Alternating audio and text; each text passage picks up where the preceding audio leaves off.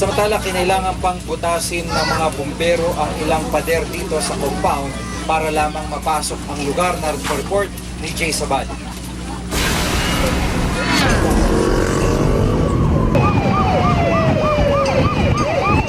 Papalapit pala, kita na ang makapal at napakaitim na usok na nagmumula sa nasusunog na compound ng informal settlers sa Barangay North Bay Boulevard North, Navotas City.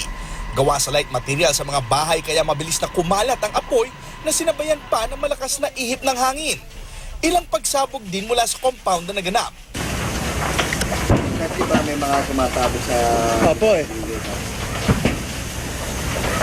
Ayon sa BFP, ang mga sumabog daw ay flammable materials na tinitinda sa loob ng compound kabilang na ang gasolina na ginagamit sa motorboats. Kaya ang mga katabing gusali tulad na lamang ng bodega at motor pool, bagyang nadamay. 3:56 ng umaga nang itaas ang unang alarma na umabot sa Task Force Charlie 4:47 ng umaga. Ibig sabihin, ang fire trucks mula sa iba't ibang distrito ng Metro Manila ay rumisponde na kasama ang iba pang fire volunteers.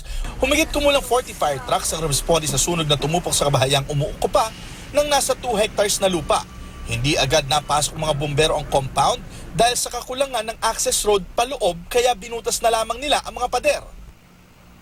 Dineklara ang fire under control 6:24 ng umaga. Hanggang sa mga oras na to ay Task Force Charlie pa ang sunog na sumiklab dito sa isang compound sa may Navotas Fishport.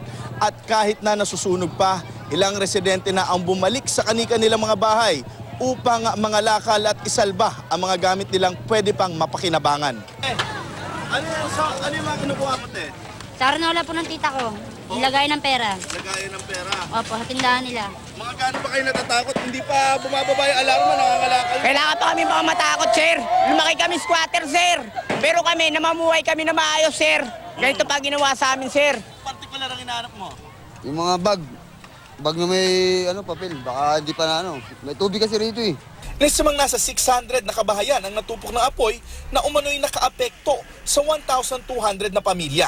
Lumalabas na nagsimula ang sunog sa Block 9 area o ang tinatawag ng mga residenteng bukingan. Hindi naman matukoy ng BFP kung ano ang ibig sabihin ng bukingan. Wala namang napaulat na namatay sa sunog ngunit nasa 5 bumbero raw ang nagtamo ng minor injuries.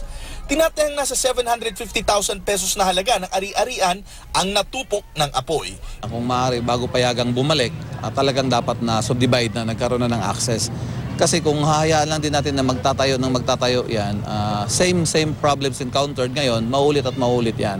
Dineklarang fire out kaninang pasado alas 7 ng umaga. Jay Sabale, GMA News.